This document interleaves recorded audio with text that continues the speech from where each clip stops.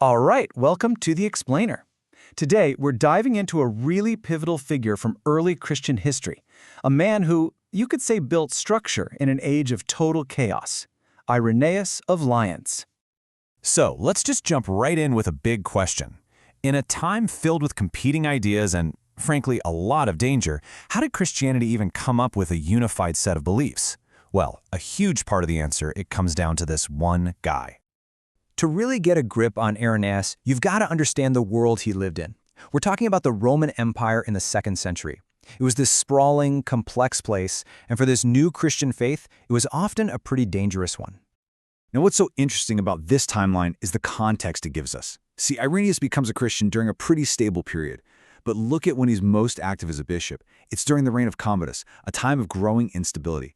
And while he died around 202 AD, tradition says he was actually martyred during a later, even more intense wave of persecutions. This constant pressure from the Roman Empire, it's the backdrop for literally everything he did. But the biggest challenge wasn't always the persecution from the outside. For Irenaeus, the real danger was actually coming from inside the church, from all these competing ideas about the very nature of Jesus and God. One of the most powerful of these movements was Gnosticism. Now, Gnostics believed that salvation came through the secret, personal knowledge. They called it gnosis. And for Irenaeus, this was a huge threat. I mean, imagine trying to play a game where everyone has their own secret rulebook. It would be total chaos, right? There'd be no game at all. He saw Gnosticism as a faith where any one person's experience could just override any shared, communal truth. So what does he do? He writes this absolute beast of a book, 5 volumes, called Against Heresies. And it wasn't just some simple argument. No, this was a comprehensive, systematic takedown designed to define exactly what Christians should believe and why. And this slide just nails the core conflict. On one side, you have Gnosticism, which puts all the emphasis on the individual's private spiritual journey. And on the other, you have Irenaeus, arguing for a public, shared faith that God is one, indivisible, and that we know him through the common teachings passed down through the church. But Irenaeus knew you can't just tear something down. Arguing against bad ideas wasn't going to be enough. He had to build something stronger in its place, a real blueprint for faith that could protect and unify the church for generations to come. So here's his blueprint, and it's built on 3 massive pillars. First up, Christology. He made it crystal clear that Jesus was both fully God and fully human. This directly countered Gnostic ideas that he was just some kind of spirit. Second, eschatology, a shared belief in a future judgment day. This meant everyone, everywhere, was accountable to the same standard.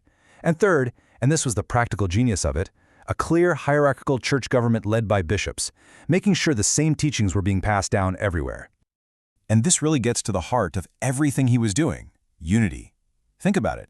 In a world where Christians were being hunted down, a fragmented faith was a faith that could be easily wiped out. For Irenaeus, unity wasn't just some nice idea, it was absolutely essential for survival. And this wasn't just talk, right? He actually put this stuff into practice.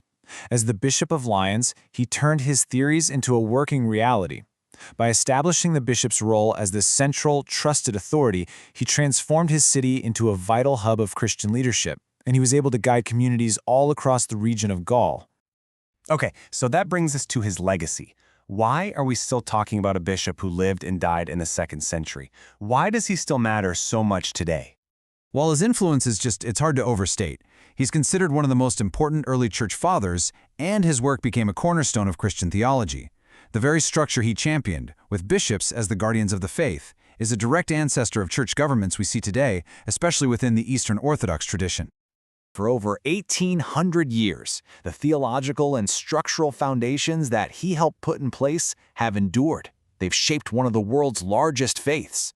And that's really the bottom line here. That's why this matters. His work provided the organization and the doctrinal clarity that a small, persecuted movement desperately needed to hold together, to survive, and to eventually grow across the globe.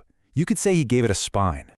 So, when we boil it all down, what's the big takeaway from this architect of faith? It's that in a time of incredible confusion, Irenaeus wasn't just a defender, he was a builder.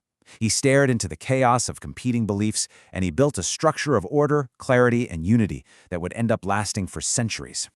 And that leaves us with a pretty big question to chew on. Irenaeus' solution to all that division was structure and a common creed. But it really makes you wonder, in any era, for any community, what is it that truly holds a community's beliefs together?